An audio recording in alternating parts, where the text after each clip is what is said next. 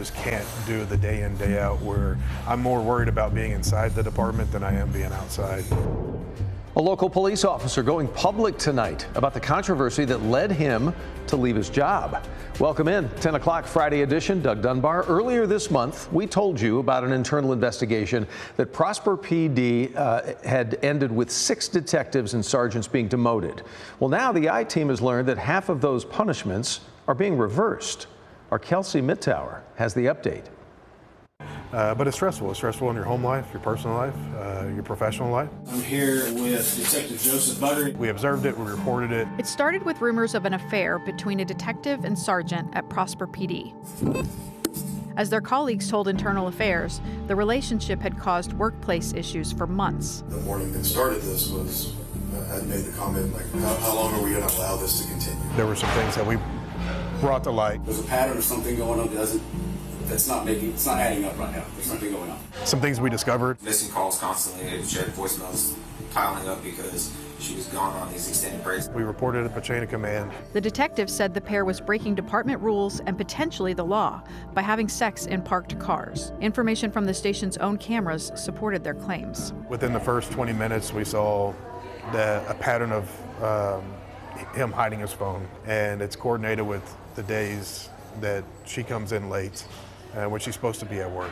Joseph Buttery was one of the detectives who reported the relationship. Why even look into this in the first place? I think a lot of people got lost in the fact of it being an affair, and it's not the moral turpitude. If they would have had their affair on their own time, on their own dime, nobody would have cared. Why not from the very beginning go to IA or somebody and say, hey, you should look into this? And that's essentially what we did. He says their sergeant, an assistant chief, and eventually the chief himself knew they were gathering evidence to give to Internal Affairs. Days later, the department officially opened up an internal investigation into the relationship. At what point did you realize, like, hey, this is not going how we thought it was going to go? I want to say it wasn't until we were called to do an interview to speak to the IA lieutenant about how we discovered the information.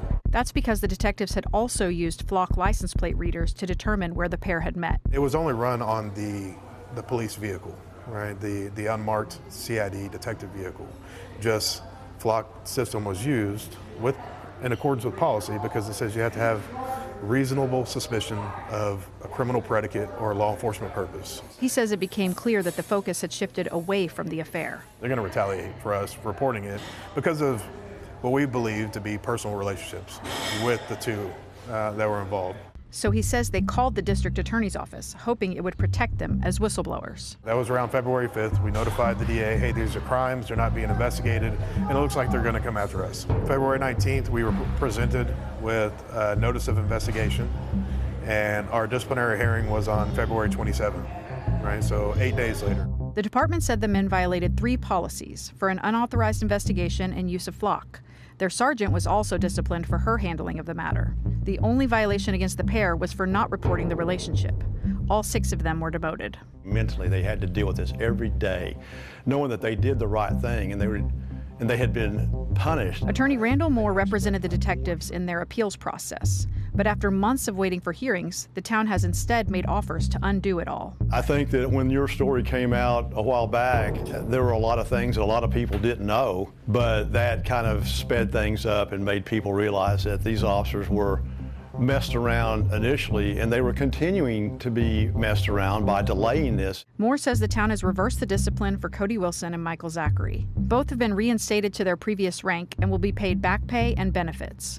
And the town is sending letters to the counties and the state, clearing their names in the investigation. There's a huge relief just knowing that we have a piece of paper saying that you didn't do anything wrong and you're good to go forward. Offers are being made. But that is not the case for Buttery, who has since left Prosper PD for another agency. I just can't do the day in, day out where I'm more worried about being inside the department than I am being outside. That's a statement there from the former officer with that department. So with Buttery leaving the department, Kelsey's here obviously, what does that mean for his appeal? So he says that the town made him a similar offer, but he turned it down. He feels like the investigation was mishandled from the beginning, and so he's interested in holding some of the people who were a part of it responsible. So he's looking at his options. Okay. That's the 3 detectives, their sergeant, who was also disciplined. I'm told hers was reversed. And then that leaves the 2 who were reported to be in the relationship. I don't know if there were any offers made to them. Their attorneys did not answer me, and the town isn't answering any questions because they say it's a personnel matter. On the personnel note, did want to ask you, the department just hired a new police chief. Yes, it's the 3rd police chief this year for Prosper PD. 3rd this year. Yes. Yes, so that's a lot. A lot of transition.